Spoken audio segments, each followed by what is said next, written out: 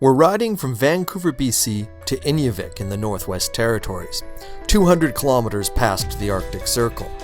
As we write an article for onewheeldrive.net comparing three bikes, the BMW R1200 GS Adventure, the F800 GS, and the KTM 990 Adventure. And now we're on the final leg to our destination.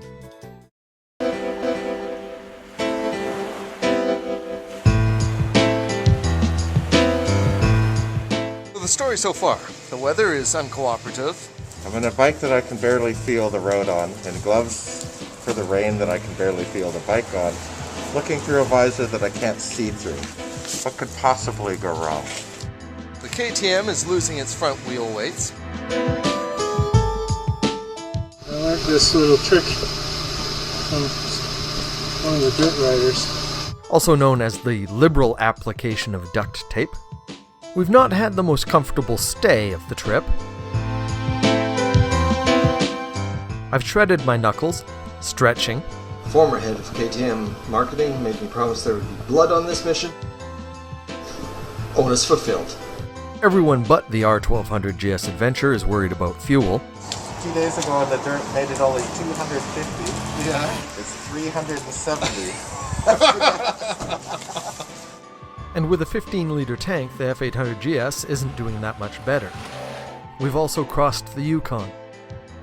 I feel like I've got one step closer to the far north.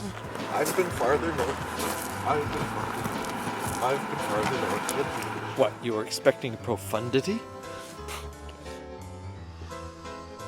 We've also taken in this territory's gorgeous scenery.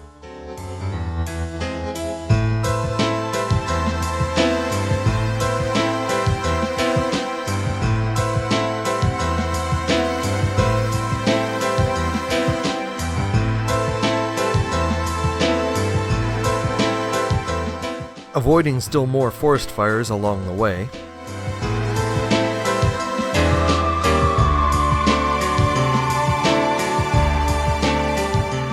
And learning why those quaint little lakes by the edge of the road maybe aren't the best camping spots. As in a sense, the Yukon lives up to its fierce reputation. We'd stay longer, except for pretty much all the black flies in the world are here. I gotta go. As air scintillated with black flies provoked a Monty Python response of strategic running away. All of which brings us back to the Dempster. Welcome to the Dempster. What I learned last year is that this highway hates you. This is the Dempster Highway, and there's one thing you should know about it. It hates you.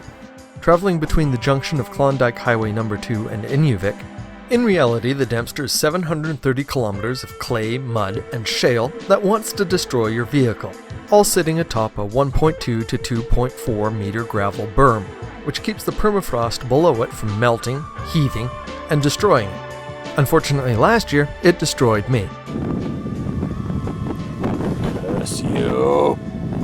Which means traveling solo, I wussed out because of a tire choice. All of which brings us to the present. And the rain is not letting up. I hate rain. Today, conditions are not ideal. Oh well. As we head out, it also asks the question, what's the allure of this place? What keeps drawing people back? Likely not the balmy weather.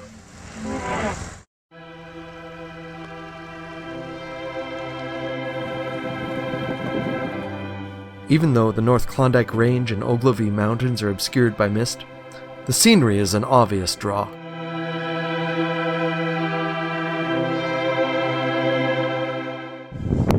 It's wet, it's miserable, and it's absolutely stunning. We're almost to tundra proper, and what a rare privilege to actually see this. How many people get to come up here? This is amazing. It's just barren and windswept and gorgeous all in one. Thank God it's not snowing. Beyond the scenery, there's a sense of exclusivity to traveling here. The Dempster is the only all-season highway in Canada to cross the Arctic Circle, in part following the dog sled trail run by its namesake, RCMP Inspector William John Duncan Dempster, as he mushed from Dawson City to Fort McPherson. A man who I expect would be deeply jealous of our heated grips and vests. Dempster may have charted the highway's initial course, but in 1958 it was the Canadian government who decided to actually build the road, or at least the first 115 kilometers of it before abandoning the effort in 1961. Construction restarted in 1968, when huge oil and gas reserves were discovered in Prudhoe Bay, and Canadian sovereignty over northern resources became the motivator for its 1979 opening. So here we are at Blackstone Uplands, about 112 kilometers from the junction where we started this morning. It's considerably nicer weather, although it may not look like it on camera. Fun. Quick question. How far north have you been? Wait a minute, the bike got there. This is how north I've been. And officially, this is the furthest north I've ever been. Technically, the outhouse just beyond the Holland America tour bus is the furthest north I've been. And admittedly, sharing a biffy with octogenarian tourists does steal some of the adventure. So we press on, until we find ourselves distracted again. It's just kind of surreal with the red water back there. Red water, black road, verdant green vegetation. Amazing what a little water and iron-rich sulfides will do. And it strikes me as we get underway, we shouldn't expect to make good progress today. Because it seems like around every turn, there's an entirely new spectacle. Like the Dolomite cliffs of the Ogilvy Mountains, which the local Gwich'in people call Beaver House.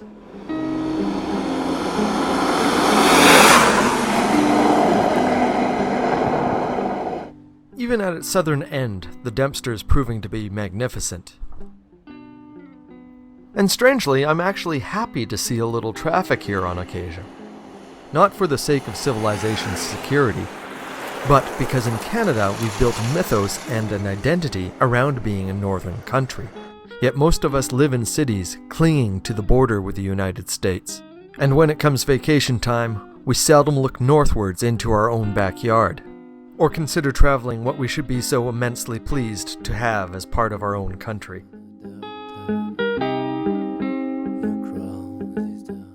Think of it. You can go on a trip in your own country and see an Inukshuk. A real one, not just a Vancouver 2010 marketing tchotchke. Which isn't to say it'll be an easy vacation. Traveling this far north changes the basic questions. Like, where's the next gas station becoming, will I make it to the next gas station? Case in point, it's 370 kilometers from the junction to Eagle Plains. I think the little F800 GS has a chance. It's going to be close, but I think it might just make it on one tank of gas.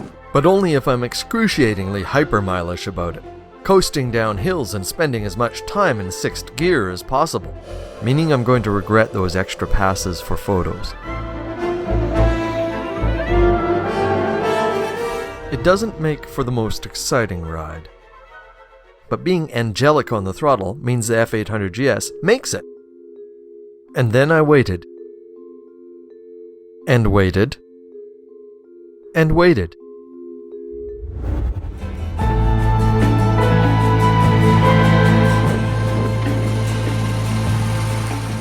I believe there's some head shaking you get to eat now.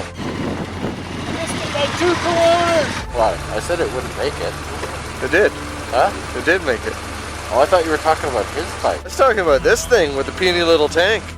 The thing went another 100 kilometers from when the light went on. It went on at 274, and it died at 380.9. Almost. I think if I didn't, I did that little burnout back there somewhere, and if I didn't do that, I might have been able to save a drop or two. Midway up the Dempster, Eagle Plains is the only game in town. Actually, it is the town. And during riding season, likely you won't be alone here.